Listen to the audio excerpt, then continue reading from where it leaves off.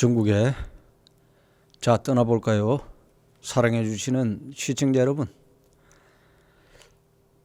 우리 그 망풍 정병호 그 선생님께서 또 이렇게 계속 재미있게 진행을 잘 해주고 계시는데 오늘 또 기대가 됩니다.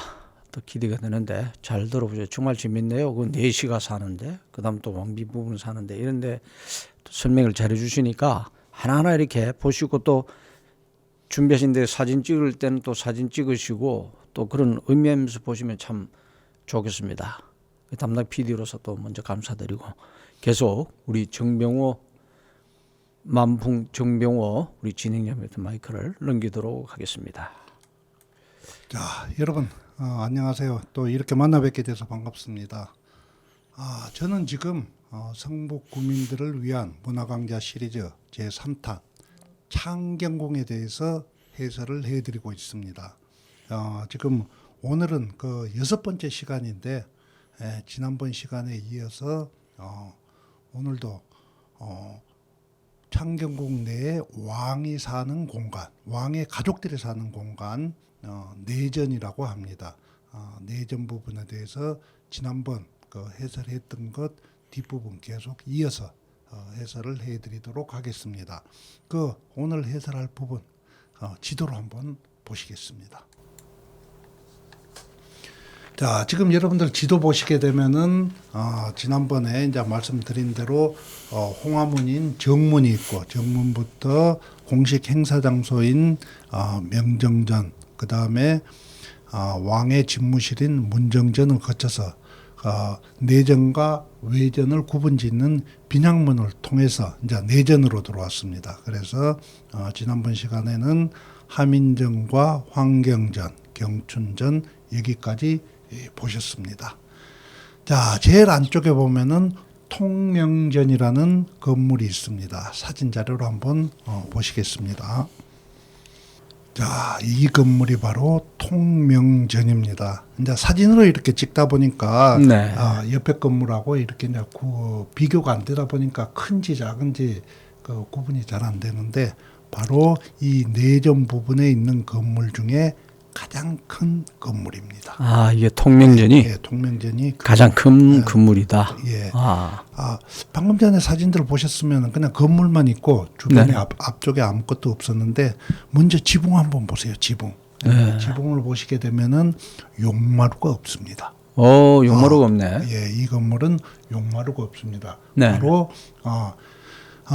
용마루 없는 이유 조금 이따가 제가 설명드리고요. 네. 그 아래쪽에 보면은 널따란 월대가 있습니다. 건물이 그 월대 단 위에가 있습니다. 저걸 월대라고 지난번 말씀을 드렸고, 네. 월대로 올라가는 계단이 지금 앞쪽에 3개가 보이고 좌우측에 또 1개씩 더 있습니다. 총 5개가 있습니다. 네. 그리고 그 앞쪽엔 또 넓은 박석이 이렇게 깔려 있죠. 네. 바로 여기는 왕비의 침전이자 편전이었습니다. 평상시에 왕비가 일을 하고 잠을 자는 곳. 자, 그렇게 하다 보니까 여기에는 왕이 와서 합궁을 합니다. 그래서 왕이 잠자는 건물에는 용마루가 없습니다. 위에 용마루가 없구나. 저기에. 왕이 용이잖아요. 네. 왕이 용인데 용마루에 용이 잘못해서 눌러버리게 되면은 아래쪽에 있는 용이 샌드위치가 되는 수가 있기 때문에 왕이 잠자는 곳에는 용마루가 없습니다. 그런 큰 의미가 있었네요. 예. 네. 그다음에 앞쪽에 넓은 이런 그 월대와 박석 이런 것들이 있는데 여기에는 왕비가 공식 행사를 했던 장소가 되겠습니다. 자, 그리고 이제 지금 여기서는 안 보이는데 조금 이따가 제가 사진 자료로 보여드릴 건데 그 옆쪽에는 지당이라는 연못. 지당연못. 예, 지당이라는 연못이 있고 또 뒤쪽에 가면은 열천이라는 샘, 그 다음에 화계라는 그런 그 화단까지 이렇게 잘 구비가 되어 있는 건물이기도 합니다. 자, 그러면은 이제 방금 말씀드렸던 지당이라는 연못 한번 보도록 하겠습니다. 예, 바로 이제 서쪽입니다. 서쪽에 보시면은 이런 지당이라는 연못이 있는데 정확히 이야기하면 못이라고 합니다. 아, 못. 못하고 연못이 있는데 네. 우리 피디님 네. 하실런지 모르겠는데 못하고 연못의 차이는 네. 연꽃이 있으면은 연못이고 아하. 연꽃이 없으면은 그냥 못이라고. 못이라 그럽니까? 아, 예. 거기 예. 아, 그거 처음 알았네. 예, 그래 보통 보면은 그 네. 연못에 보면 연꽃이 다 뭐 수생식물이 다 떠 있잖아요. 네, 네, 이런 건데 연못이라고 하고 아. 물만 떠 있는 거. 지금 요거는 네. 보시는 것처럼 지금 평상시에 물이 없습니다. 그리고 이제 무슨 일이 있을 때만 이렇게 가득 채워놓고 저걸 하는데 요거는 처음에 만들 때 네. 구대 왕이었던 성종 때 만들었다라고 합니다. 그러니까 네. 이 창경궁 자체가 성종 때 만들어졌잖아요. 네, 네. 예, 그때부터 이렇게 만들었는데 물을 가득 채워놓고 지금 가운데 서 있는 그 사진, 사진 자료 한번 보시면은 그 가운데 그 비석처럼 보이는 것이 있는데 네, 저게 네. 귀암 괴석입니다. 아. 그러니까 아랫부분은 물에 잠기는 거고 그 꼭대기 부분 귀암 괴석만 물에 떠 있는 것처럼 보이죠. 네. 그 뭐 낮에도 멋있겠지만은 네. 밤에 달빛이 이렇게 은은하게 이렇게 비추는데 이 귀암 괴석이 물에 떠 있고 거기에 그 달 그림자가 비친다 그러면 되게 멋있겠죠. 네, 네. 자, 그런 지당이라는 못이 있고 건물 뒤쪽으로 한번 가보겠습니다.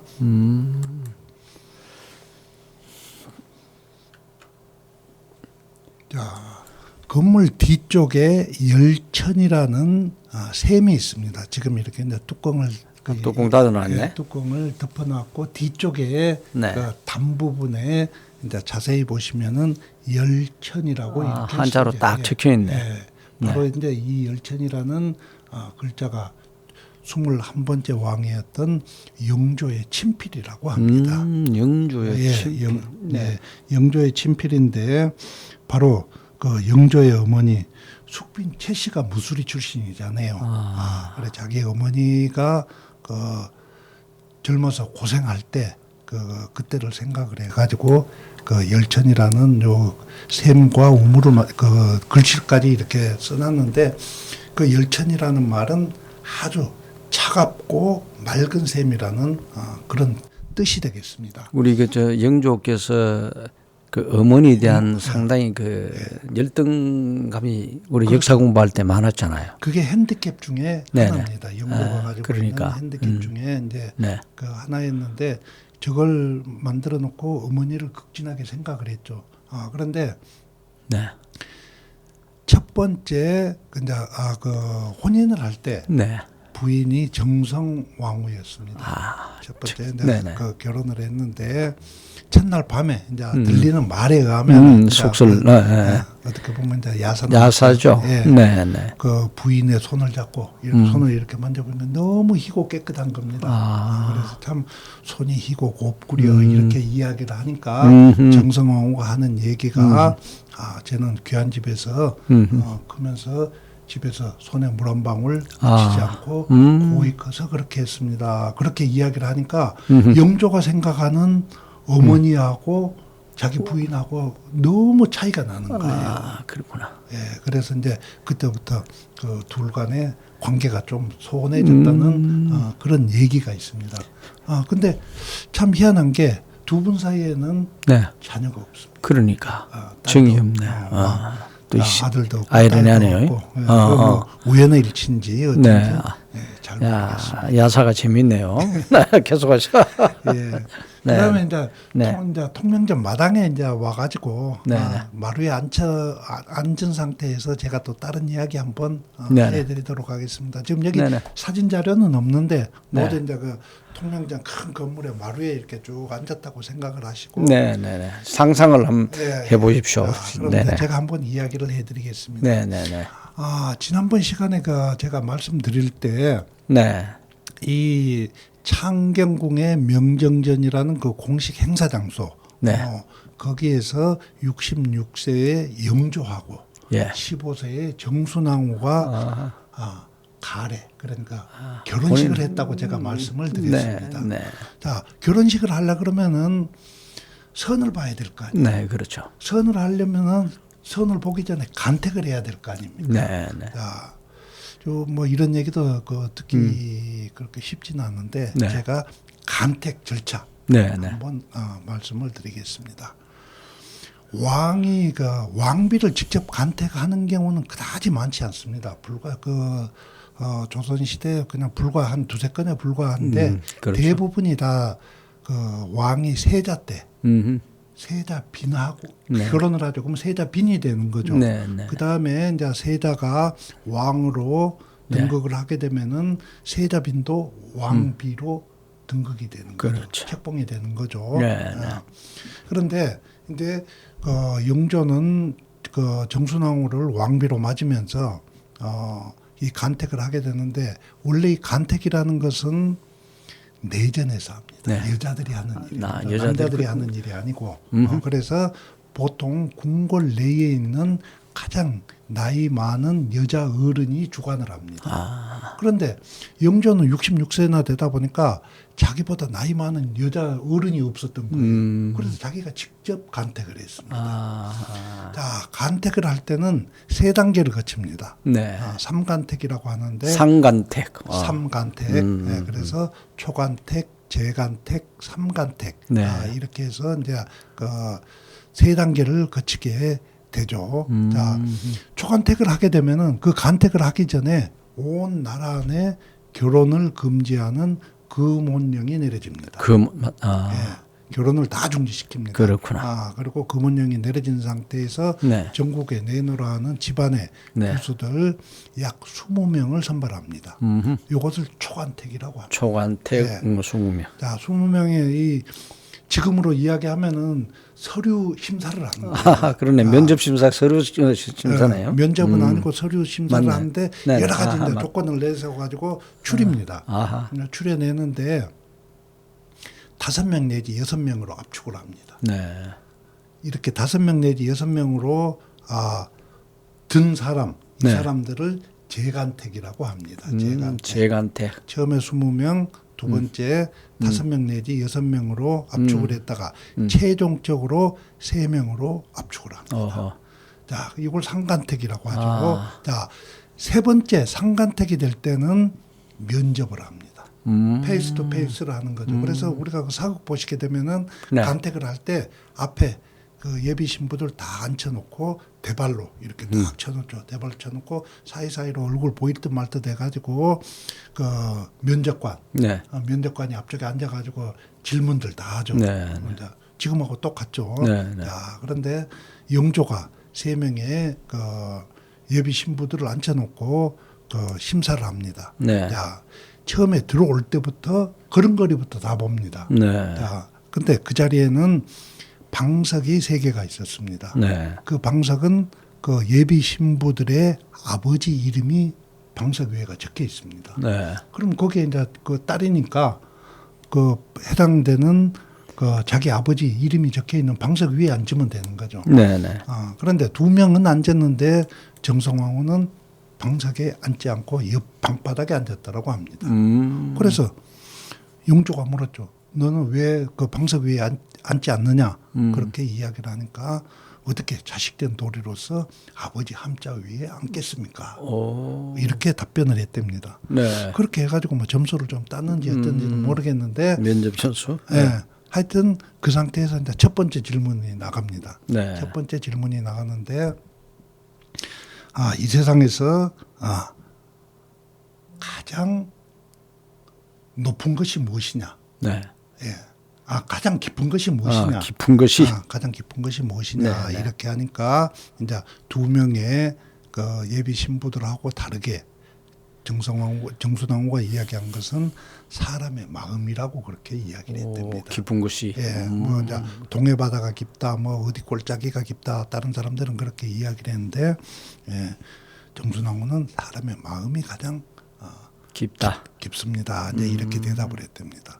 두 번째 질문 나갑니다. 두 번째 질문이 나가는데 이 세상에서 가장 넘기 어려운 고개가 무슨 고개냐. 네네. 그래서 지금 우리 여기 성북구 여기 아리랑 고개도 있지만은 태백산맥에 무슨 고개가 넘기가 어렵고 여기 아리랑 고개가 넘기가 어렵고 그렇게 다른 사람들은 이야기를 했는데 정순왕후는 보릿고개라고 이야기를 했답니다. 봄만 되게 되면은 춘궁기대 가지고 온 백성들이 정말로 힘들게 넘는 고개가 보릿고개. 그 고개가 가장 넘기 어려운 고개인 것 같습니다. 그렇게 대답을 했답니다. 네. 세 번째 질문. 이 세상에서 가장 아름다운 꽃이 무슨 꽃이냐. 이제 이렇게 물었답니다. 그러니까 또 다른 그 예비 신부들하고 다르게 목화꽃이라고 이야기했답니다. 목화꽃. 목화꽃이 뭐가 그렇게 아름답느냐 그러니까 목화꽃은 모든 백성들의 이불이 되어주는 솜을 만드는 솜을 생산해내는 그런 꽃이기 때문에 가장 이보다 더 아름다운 꽃이 어디 있겠느냐 그렇게 이야기를 해가지고 하여튼 그 영조의 마음에 쏙 들었는 모양이에요. 그러네. 지금 우리가 들어도 속 드는데. 예. 그래서 참그 15세라고 이야기를 하는데 그 15살이 어떻게 그렇게 그 속 깊은 대답을 했는지 하여튼 모르겠지만은 그 이야기를 해가지고 최종전에 이제 선발이 됐습니다. 네. 그렇게 해서 이제 아까 말씀드린 대로 명령전이라는 그 공식 행사 장소에서 이제 혼례를 올렸던 거죠. 네. 자, 그런데 이제 여기서 우리가 하나 좀 또 생각해 볼 수 있는 게 뭐냐면은 피디님 계시지만은 최종전에 3명이 선발이 됐잖아요. 네네. 자, 1명은 조이스가 됐고 2명은 떨어졌습니다. 그 2명은 어떻게 됐을까요? 그 2명은 그 원래 이렇게 올라갔기 때문에 탈락시키기 뭐하고 하니까 아는 상식은 후궁으로 그렇게 하는 걸로 지금 알고 있습니다. 네. 그 맞습니까? 한 50점. 50점이면 다행이네요. 뭐 전혀 근거 없는 이야기는 아닙니다. 네. 자, 조선시대 전기하고 중기하고 후기하고 서로 다릅니다. 네, 조선시대 전기에는 아까 말씀드릴 때 여기 이제 발 같은 걸 쳐놓고 이렇게 페이스 투 페이스를 했잖아요. 이것을 성은을 입은 걸로 간주를 했습니다. 그래서 조선시대 전기에는 그 최종 선발전에 들어오게 되면은 결혼을 못했습니다. 성은을 입었다 해가지고 성은을 입은 걸로. 그래서 평생 혼자 살았습니다. 그러니까 그 뭐 먹고 자고 하는 그런 그 지원은 나라에서 다 해줬죠. 근데 그 뭐 먹고 자고 하는 게 문제가 아니잖아요. 혼자 사는 그거 가장 문제였죠. 그렇게 하다 보니까 조선시대 후기에 와가지고 그게 문제가 됩니다. 그 딸 자식을 가진 아버지 입장에서 그렇지. 차라리 예선전에 떨어져 버리면 별 문제가 없겠지만은 최종 선발전에 떨어져 버리면은 자기 딸 자식이 평생 혼자 살아야 되는 그런 문제가 있기 때문에 출전을 안 시켜버리는 거죠. 그러니까 고급 자원이 좀 많이 들어와야 되는데 그거가 안 되니까 문제가 되는 거죠. 그래서 조선시대 후기에 와서는 그 제도를 바꾸죠. 바로 떨어지더라도 이제 자유롭게 결혼을 할 수 있도록 그렇게 해주고 거기다가 이제 보너스 제도 2가지를 만들어줍니다. 바로 간택 후궁과 승은 후궁 제도라는 제도를 만듭니다. 거기서 지금 방금 피디님이 그 말씀하셨던 것처럼 본인이나 그쪽 가문에서 이제 뭐 원한다 하면은 떨어지더라도 후궁이 되겠다. 그 요게 간택 후궁이라는 겁니다. 벼슬 준 거 아닙니까? 따지면 벼슬, 그렇죠. 벼슬이죠. 뭐 아쉬우면 그거라도 그렇지. 하겠다고 해라. 본인이 원하면은 이제 하는 거죠. 뭐 본인이 원한다라기보다는 그 가문에서 이제 원하니까 제가 하겠죠. 자, 그다음에 승은후궁이라는 제도가 있습니다. 이 승은후궁 제도는 옛날이나 지금이나 얼굴이 이쁘면 다 통했나 봅니다. 얼굴이 이쁘면은 이 중간 과정이 다 필요가 없고 바로 후궁으로 간택이 됩니다. 자, 여기에 대표적인 인물이 장옥정이라는 인물이 있습니다. 장희빈. 예, 장희빈은 장은 성씨고 희빈은 직책입니다. 희빈 직책. 그렇죠. 장옥정. 지금으로 이야기하면 계급이죠, 계급. 그렇죠. 희빈이라는 것은 계급이고 본명은 장옥정이라고 이야기를 하죠. 그 역사 기록에 보면은 여자들의 관계되는 이야기는 거의 기록에 남아 있지 않습니다. 그런데 유일하게 장옥정이라는 인물이 역사 기록에 남아 있는데 그 기록에 의하면은 네. 성격은 사악하나 음흠. 얼굴은 참못 아름다웠다. 이렇게 기록이 돼 있답니다. 네. 그래서 그런 내용을 보면 요즘 말로 바꿔서 이야기를 한다 그러면은 네. 성격은 좀 까칠했지만은 네네. 얼굴부터 몸매까지는 꽤 이뻤나 보다 하는 그 정도 이제 그 표현이 되는 것 같습니다. 네. 바로 이 장옥정이라는 인물은 19대 임금이었던 숙종 때 후궁이었습니다. 아, 숙종 때 후궁. 예, 네. 숙종의 후궁이죠. 후궁인, 네네. 자, 당시 부인은 왕비는 인현왕후입니다. 바로 이제 두 번째 또 인현왕후인데 인현왕후 때 후궁으로 들어왔죠. 네. 근데 인현왕후는 자식이 없었습니다. 왕하고 그 숙종하고 사이에. 네. 근데 이 희빈장씨 오자마자 바로 아들을 낳아버리죠. 네.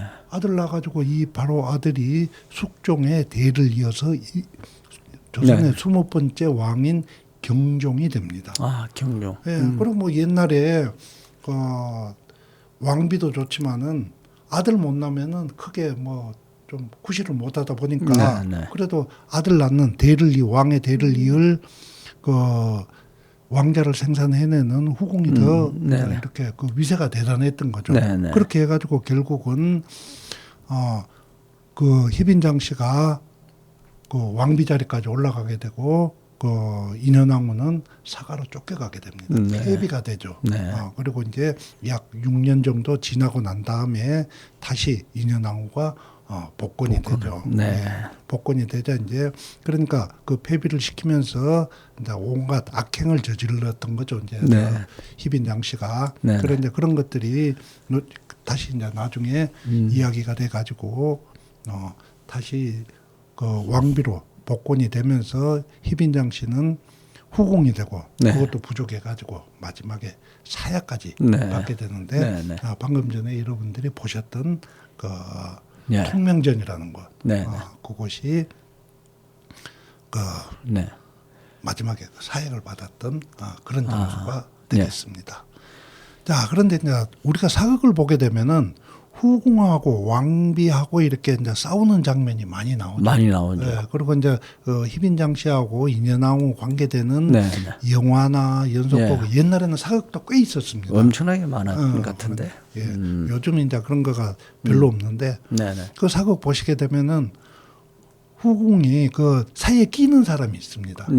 바로 무당입니다.